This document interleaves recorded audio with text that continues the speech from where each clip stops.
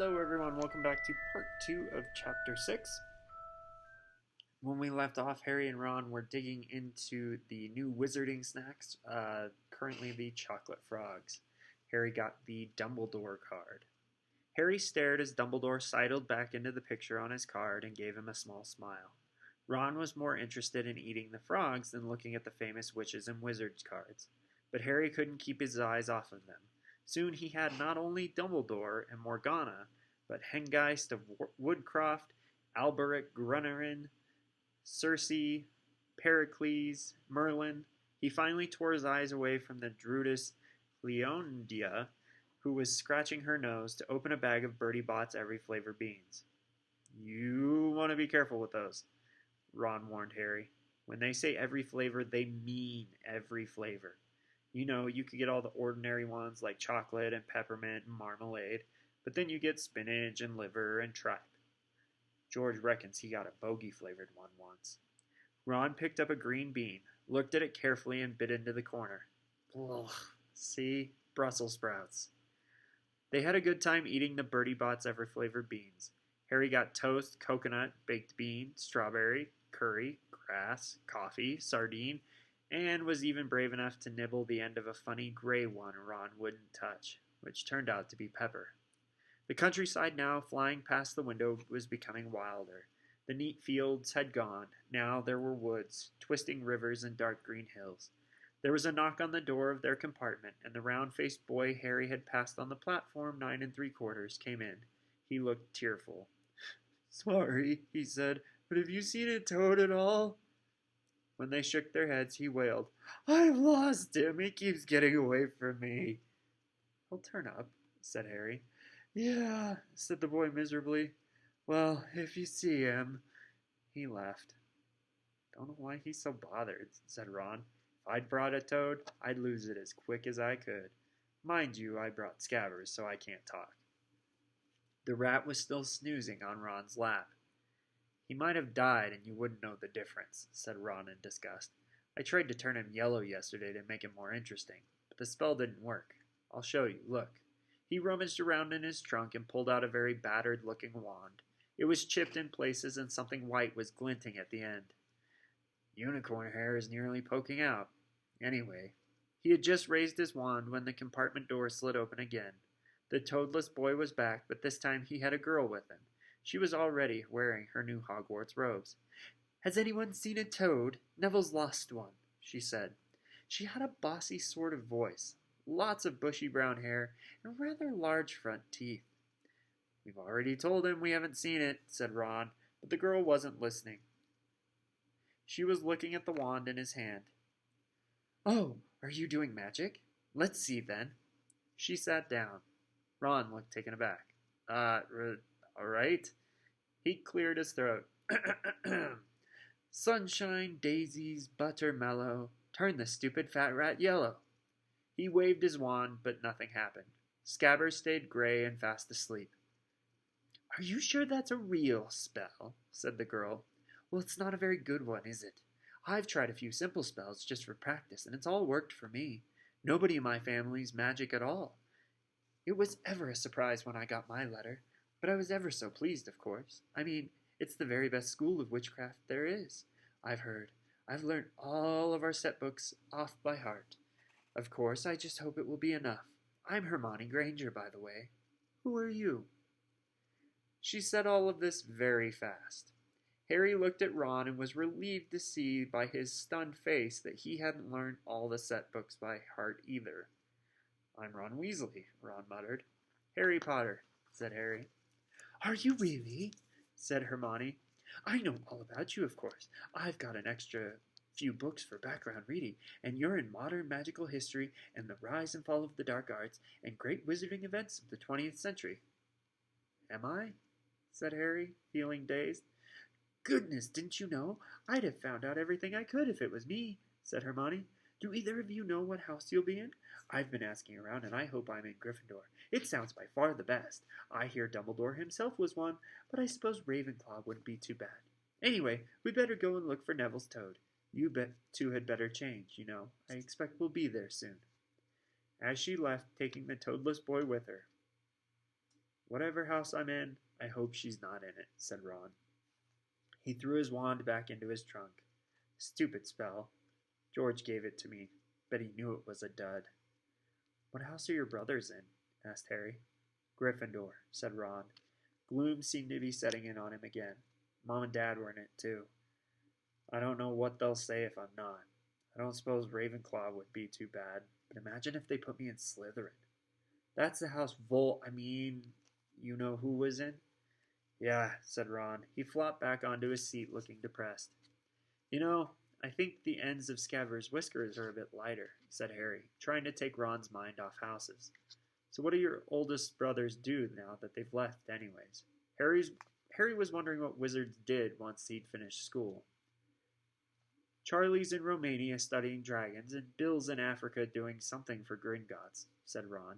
Did you hear about Gringotts? It's been all over the Daily Prophet, but I don't suppose you get that with the Muggles. Someone tried to rob a high-security vault. Harry stared. Really? What happened to them? Nothing. That's why it's such big news. They haven't been caught. My dad said it must have been a powerful dark wizard to get around Gringotts, but they don't think they took anything. That's what's odd. Of course, everyone gets scared when something like this happens in case you know who's behind it. Harry turned this news over in his mind. He started to get a prickle of fear every time you know who was mentioned. He supposed this was all part of entering the magical world, but it had been a lot more comfortable saying Voldemort without worrying. What's your Quidditch team? Ron asked. I don't know any, Harry confessed. What? Ron looked dumbfounded. Oh, wait, it's the best game in the world. And he was off, explaining all about the 4 balls and the positions of the 7 players, describing famous games he'd been to with his brothers, and the broomstick he'd like to get if he had the money. He was just taking Harry through the finer points of the game when the compartment door slid open yet again, but it wasn't Neville the Toadless Boy or Hermione Granger this time. 3 boys entered, and Harry recognized the middle one at once. It was the pale boy from Madame Malkin's robe shop. He was looking at Harry with a lot more interest than he'd shown back in Diagon Alley. Is it true, he said. They're saying all down the train that Harry Potter's in this compartment. So, it's you, isn't it? Yep, said Harry. He was looking at the other boys. Both of them were thick-set and looked extremely mean. Standing either side of the pale boy, they looked like bodyguards. Oh, this is Crabbe and Goyle, said the pale boy carelessly, noticing where Harry was looking. And my name's Malfoy. Draco Malfoy. Ron gave a slight cough, which might have been hiding a snigger. Draco Malfoy looked at him. Think my name's funny, do you? No need to ask who you are. My father told me all the Weasleys have red hair, freckles, and more children than they can afford. He turned back to Harry. You'll soon find out some wizarding families are much better than others, Potter. You don't want to go making friends with the wrong sort. I can help you there. He held out his hand to shake Harry's, but Harry didn't take it. I think I can tell who are the wrong sort for myself, thanks, he said coolly. Draco Malfoy didn't go red, but a pink tinge appeared in his pale cheeks. I'd be careful if I were you, Potter, he said slowly. Unless you're a bit politer, you'll go the same way as your parents. They didn't know what was good for them either. You hang around with riffraff like the Weasleys and that Hagrid, and it'll rub off on you. Both Harry and Ron stood up. Ron's face was as red as his hair. Say that again, he said. Oh, you're going to fight us, are you? Malfoy sneered. Unless you get out now, said Harry, more bravely than he felt, because Crabbe and Goyle were a lot bigger than him and Ron. But we don't feel like leaving, do we, boys? We've eaten all our food, and you still seem to have some. Goyle reached towards the chocolate frogs next to Ron. Ron leapt forward, but before he'd got so much as touched Goyle, Goyle let out a horrible yell. Scabbers the rat was hanging off of his finger. Sharp little teeth sunk deep into Goyle's knuckle. Crabbe and Malfoy backed away as Goyle swung Scabbers around and around, howling. When Scabbers finally flew off and hit the window, all 3 of them disappeared at once. Perhaps they thought there were more rats lurking among the sweets. Perhaps they'd heard footsteps, because a second later Hermione Granger had come in. What has been going on? She said, looking at the sweets all over the floor and Ron picking up Scabbers by the tail. I think he's been knocked out, Ron said to Harry. He looked closer at Scabbers. No, I don't believe it. He's gone back to sleep. And so he had. You've met Malfoy before? Harry explained about their meeting in Diagon Alley. I've heard about his family, said Ron darkly. They were some of the first to come back to our side after you-know-who disappeared. Said they'd been bewitched. My dad doesn't believe it. He says Malfoy's father didn't need an excuse to go over the dark side. He turned to Hermione. Can we help you with something? You'd better hurry up and put on your robes. I just been up to the front to ask the driver, and he says we're nearly there. You haven't been fighting, have you? You'll be in trouble before we even get there. Scabbers was fighting, not us, said Ron, scowling at her. Would you mind leaving while we change? All right. I only came in here because people outside were behaving very childishly, racing up and down the corridors, said Hermione in a sniffy voice. You've got dirt on your nose, by the way. Did you know? Ron glared at her as she left. Harry peered out the window. It was getting dark, but he could see mountains and forests under a deep purple sky. The train did seem to be slowing down. He and Ron took off their jackets and pulled on their long black robes. Ron's were a bit short for him. You could see his trainers underneath. A voice echoed through the train. We will be reaching Hogwarts in 5 minutes' time. Please leave your luggage on the train. It will be taken to the school separately. Harry's stomach lurched with nerves, and Ron, he saw, looked pale under his freckles. They crammed their pockets with the last of the sweets and joined the crowd thronging the corridor. The train slowed down and finally stopped. People pushed their way towards the door and out to a tiny, dark platform. Harry shivered in the cold night air.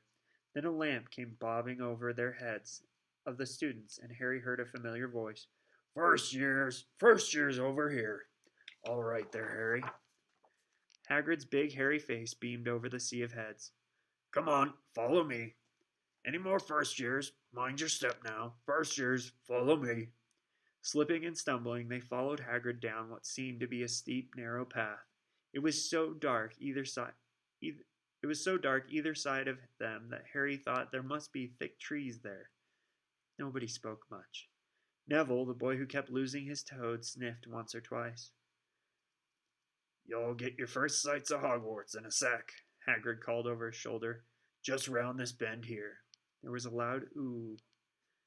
The narrow path had opened suddenly to the edge of a great black lake, perched atop a high mountain on the other side, its windows sparkling in the starry sky, was a vast castle with many turrets and towers. Here's their view of Hogwarts.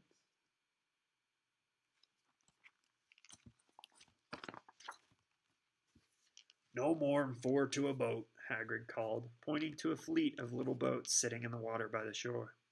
Harry and Ron were followed into their boat by Neville and Hermione. Everyone in, shouted Hagrid, who had the boat to himself. Right then, forward! And the fleet of little boats moved off all at once, gliding across the lake, which was smooth as glass. Everyone was silent, staring up at the great castle overhead. It towered over them as they sailed nearer and nearer to the cliff on which it stood. Heads down, yelled Hagrid as the first boats reached the cliff. They all bent their heads, and the little boats carried them through a curtain of ivy, which hid a wide opening in the cliff face. They were carried along a dark tunnel, which seemed to be taking them right underneath the castle, until they reached a kind of underground harbor, where they clambered out onto rocks and pebbles. Oi, you there! Is this your toad? Said Hagrid, who was checking the boats as people climbed out of them. Trevor! Cried Neville blissfully, holding out his hands. Then they clambered up the passageway in the rock after Hagrid's lamp, coming out at last onto smooth, damp grass, right in the shadow of the castle. They walked up a flight of stone steps and crowded around a huge oak front door. Everyone here? You there, still got your toad? Hagrid raised a gigantic fist and knocked 3 times on the castle door. That's where we'll stop today. Tomorrow we'll pick up with Chapter 7, The Sorting Hat.